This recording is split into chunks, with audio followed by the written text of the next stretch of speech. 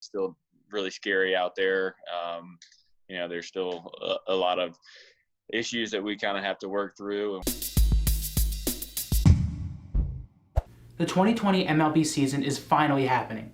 Players across the league have already begun training camp, with games set to start on July 23rd. However, not every player agrees that the MLB season should be held in the midst of a pandemic.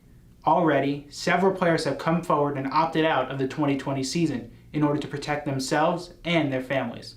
I sat down with UVA baseball alumni John Hicks and Danny Holtzen, who will both be participating in the MLB this season, and asked them about their decision-making process. I have a wife and a 7-month-old son that are not with me right now, so that's obviously really tough. Playing baseball is what I love to do, and plus being a husband and having to provide for my family, I need to go out and make some money. I felt like, going out and playing, and I think that'll kind of, bring joy to a lot of people through these tough times. I don't think I considered not playing. I didn't really think about it. I'm lucky enough that I'm not an at-risk individual and no one in my family is. So I totally respect all those guys that are choosing to sit out. And I'm lucky enough that I didn't have to make a hard decision like that.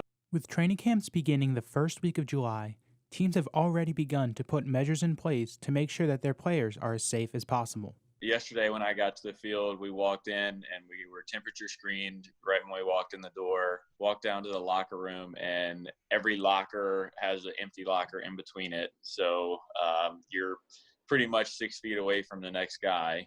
And then half the team is in the home locker room and half of the team is in the visiting locker room to make sure we're spread out. So and then at all times we have a mask on other than when we are on the field. However, the MLB season was not always guaranteed to happen, as discussions between the MLB and the MLB Players Association were fruitless until recently.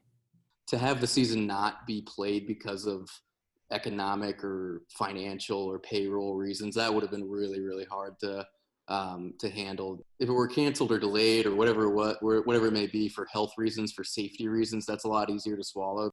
As soon as the season begins, the league and its players must rely on each other to follow the protective guidelines. I think that they put the trust into every one of us to take this really seriously and not go out and expose ourselves, not go out and go to bars or restaurants or anything that would put the season in jeopardy. And I think that's how people are taking it. It's not necessarily for your own health. It's not necessarily for your own safety, but it's for everybody around you. And I think that's even more powerful. I mean, most guys are going to stay at home. If you have to go to a grocery store, hopefully you can get pickup where they bring it out to your car.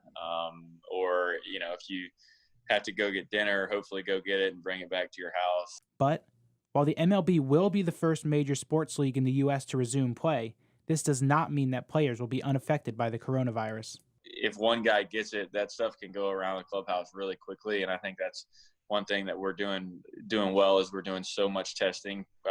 I've been in Arizona for 4 or 5 days, and I've been tested twice already. From being in a locker room for years, if somebody gets sick, it can go around that locker room really quickly. You're just hoping that your teammates are being as careful and as cautious as you are. In order to prevent mass spread of the virus, the league has created a policy that outlines a player's return to play after contracting the coronavirus. So I think you get isolated for several days, and they kind of backtrack where you were and who you came in contact with.